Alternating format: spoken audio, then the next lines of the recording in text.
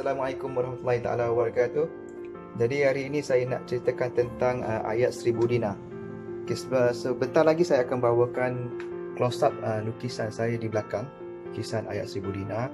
Tapi sebelum tu saya nak ceritakan sedikit sebanyak tentang ayat 1000 dinar ni. Sebab saya tengok ada beberapa di kalangan antara kita ni yang mengamalkan ayat 1000 dinar ini dengan cara yang tidak betul. Okay, bagaimana yang tidak betul tu? Maksud saya dia mengamalkan ayat 1000 dinar ini dengan amalan bacaan yang berulang-ulang kali. Contohnya bacaan setiap pagi 1000 kali, petang 1000 kali, ada yang baca sampai 10,000 kali dalam masa seminggu, dan macam-macam caralah yang mereka amalkan.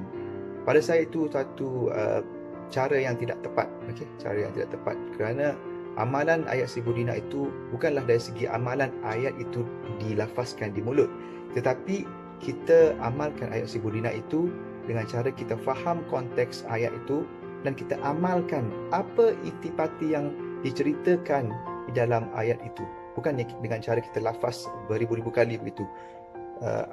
Saya tengok ada setengah orang dia mengamalkan dengan cara demikian. Jadi saya nak tunjukkan sebentar lagi macam mana lukisan kaligrafi saya ayat 1000 dinar, dan pada masa yang sama saya akan ceritakan sedikitlah berkenaan dengan tafsir ayat tu dan bagaimana cara yang betul untuk kita faham konteks tu. Okey, jom.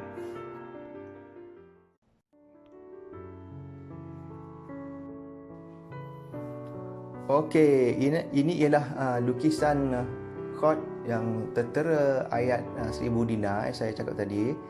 Okey, lukisan ini saya lukis menggunakan cat jenis akrilik di atas canvas 3D. Okey, kalau di kalangan artis pelukis kaligrafi ataupun pelukis canvas, canvas ini dikenali sebagai canvas 3D disebabkan oleh ketebalan dia yang berbeza, kualiti dia berbeza dan harga dia sedikit berbeza. Okey, kalau tengok daripada sini, bentuk ayat ini adalah bentuk oval, bentuk bujur. Okey, saya mulakan daripada tengah itu ialah kalimah ayat Bismillahirrahmanirrahim. Kemudian ayat pertama daripada surah At-Talaq ini, iaitu ayat 1000 dinar ini, saya mulakan daripada tengah tu. Kalau tengok daripada tengah dan membentuk satu bulatan, satu bujur ni, dan akhir ayat ni berakhir di bahagian tengah tu juga. Okey, saya akan close up.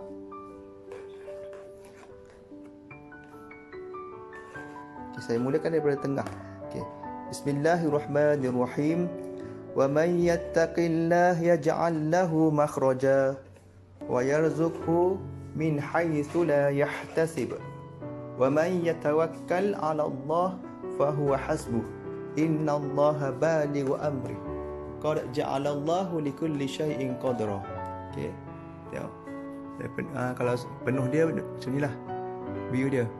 Wa may yattaqillaha yaj'al lahu makhraja wa yarzuqhu min haitsu la yahtasib wa man yatawakkal 'ala Allah fa huwa hasbuh. Innallaha balighu amri qad ja'ala Allahu likulli syai'in qadra. Okey, jadi ayat ni bermaksud sesiapa yang bertawakal kepada Allah, maka akan dijadikan jalan yang keluar, dan dia akan tambah rezekinya itu tanpa yang disangka-sangka, tanpa yang dijangka. Wa may yatawakkal 'ala Allah fa huwa hasbuh.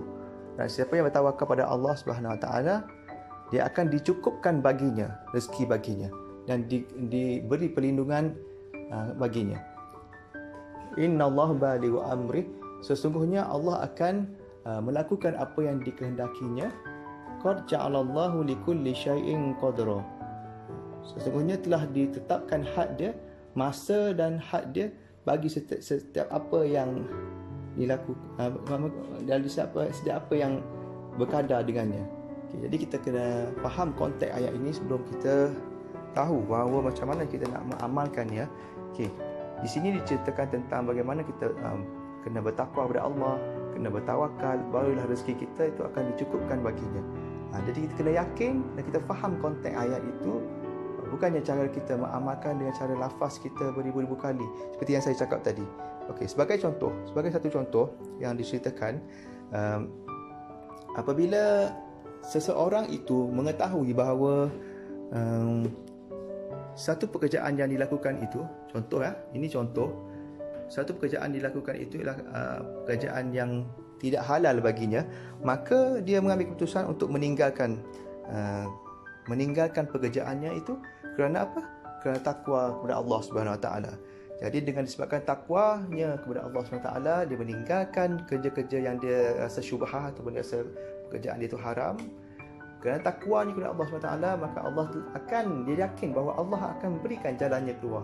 Dan di sini juga ayat diceritakan, ayat seterusnya, wa man yatawakkal 'ala Allah fahuwa hasbuh. Sesiapa yang bertawakal kepada Allah Subhanahu Wa Taala, maka akan dicukupkan baginya dan dijaga daripada kesusahan.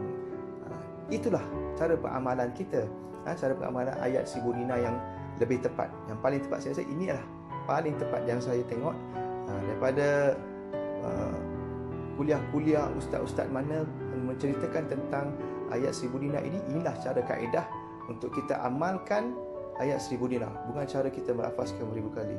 Kita kena yakin bahawa kita kena bertakwa kepada Allah Subhanahu Wa Taala dengan cara kita takut kepada Allah, melaksanakan suruhan Allah Subhanahu Wa Taala dan meninggalkan apa yang dilarang oleh Allah Subhanahu Wa Taala.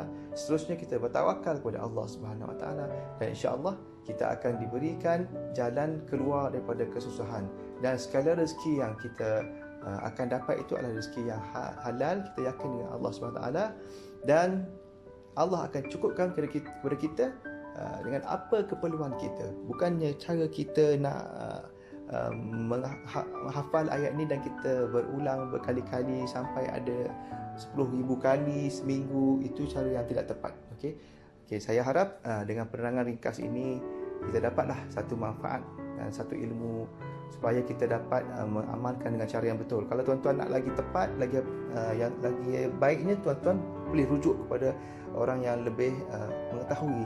Orang yang lebih mengetahui, contohnya boleh rujuk kepada ustaz dan sebagainya. Saya nak sampaikan sebagai satu peringatan kepada diri saya dan kepada sahabat-sahabat saya supaya kita tidak mengamalkan cara yang tidak tepat dengan cara ikut-ikut orang tanpa kita usul periksa terlebih dahulu. Jadi saya rasa saya sudahi. Assalamualaikum warahmatullahi taala wabarakatuh.